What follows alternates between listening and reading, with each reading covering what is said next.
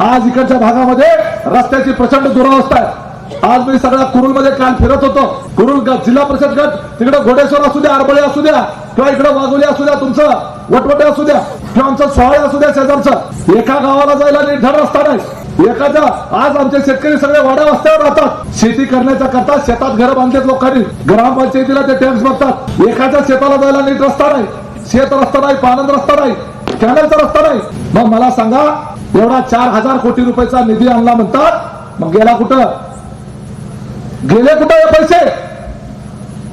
आम्हाला धड नीट प्यायला पाणी नाही, आमच्या शाळेमध्ये आरोप नाही, इथल्या वाड्या वस्त्यावर जायला नीट रस्ता नाही, तुमचा इथला बाजार तर तो स्मशान घाट वाटावा अशी त्याची अवस्था करून ठेवली। इतकी दुरावस्था झाली त्या बाजारतळाची। तुमच्या गावात तर सभापती लोक झाली, काय केलं गावामध्ये? काय विकास केला? एवढं मोठं 9000 मताचं गाव, त्या मोहोळ तालुक्यातलं माझ्या माहितीप्रमाणे सगळ्यात मोठं गाव असेल, बरोबर आहे का? 17ची बॉडी आहे, एक 6 का 7 वार्ड आहेत, 1500 मताचा वार्ड। आमच्याकडचं वार्ड म्हणजे 700 मतं, 800 मतं, तुमचा 1500 1600चा एक वार्ड। मोहोळ तालुक्यातलं सगळ्यात मोठं गाव, नॅशनल हायवेवरचं गाव, रानगर आहे, खोपाडा आहे, माढा तालुक्याच्या बॉर्डरवरचं गाव, अनगरवरनं उडी हल्ली की माढा तालुक्यात जात आहे। त्यांच्या साखर कारखान्यात, त्यांचा साखर कारखाना आज त्यांनी खाजगी केलेला आहे, लोकांचा कारखाना हडप केला आणि तो खाजगी केला।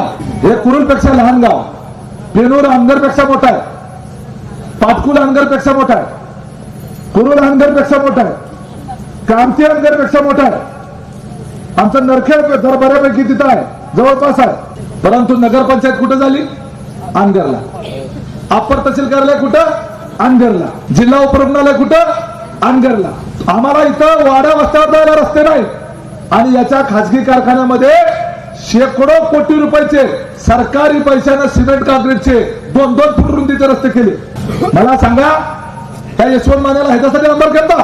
तुझा खाजगी कारखाना आहे, खाजगी कारखान्यामध्ये सरकारी पैशाने रस्ते करण्याचं काय कारण? महाराष्ट्रवादी